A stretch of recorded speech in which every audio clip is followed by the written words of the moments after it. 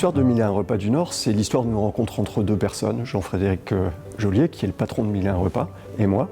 Et on s'aperçoit très très vite qu'on a la même vision de ce que devrait être la restauration collective. Moi je suis originaire du Nord, c'est mon territoire de cœur, et donc on décide de créer 1001 repas du Nord ensemble. Nous souhaitions confier notre restaurant scolaire à un partenaire qui proposerait un service et une restauration de meilleure qualité. Et la démarche Zéro Gaspi nous a particulièrement séduite. Elle entre en toute cohérence avec nos valeurs éducatives.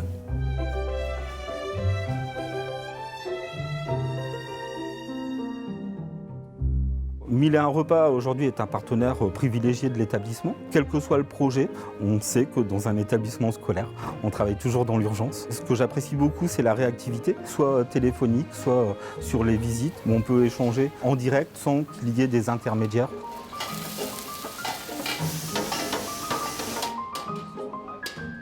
L'objectif, c'était de relancer donc, la fréquentation du restaurant qui avait fortement chuté, qui avait atteint un seuil critique pour nous.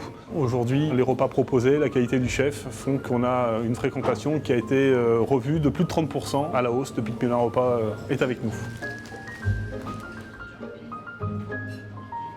Nos clients sont plus que des clients. En fait, on partage les mêmes valeurs. Des valeurs de lutte contre le gaspillage alimentaire, des valeurs où on se dit que la rentabilité n'est pas une fin en soi. Et c'est parce qu'on partage ces valeurs qu'on est très fiers de les servir et qu'on a du cœur à réaliser la meilleure prestation. Les élèves, les enfants, mangent au restaurant comme dans un restaurant en ville. Ils se servent, ils sont responsables de ce qu'ils se servent et ce qui permet d'échanger autour d'un buffet, de se servir soi-même, de prendre ou de ne pas prendre, de goûter, de se resservir. Et finalement, le zéro gaspille ou la réduction des déchets alimentaires est la conséquence du concept.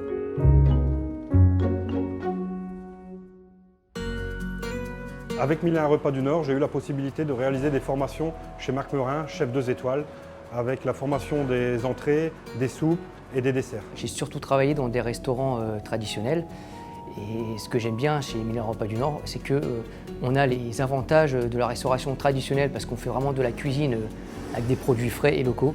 Et on a également les avantages d'une cuisine de collectivité, ce qui nous permet de connaître tous les clients, de connaître leurs goûts et de pouvoir m'adapter à ce qu'ils aiment. On travaille essentiellement les produits locaux et fabrication maison. Ça, c'est un trait très important de la société qui m'a tout de suite plu. Ce qu'on a souhaité faire dès le départ, en créant 1001 repas du Nord, c'était de créer une entreprise qui était faite par les gens du Nord et pour les gens du Nord. On a travaillé avec les producteurs locaux pour réaliser une offre de restauration où un maximum de produits qui sont utilisés sont issus de l'agriculture locale. C'est une belle aventure finalement puisque ça change le rapport qu'ont les élèves à la restauration. On les sent beaucoup plus impliqués dans la lutte contre le gaspillage. Ils sont également soucieux maintenant de savoir d'où proviennent les produits. Est-ce qu'on cuisine des produits de saison? Est-ce qu'on fait marcher les producteurs locaux? Et c'est important, on a vraiment constaté les changements de comportement de nos élèves à ce sujet.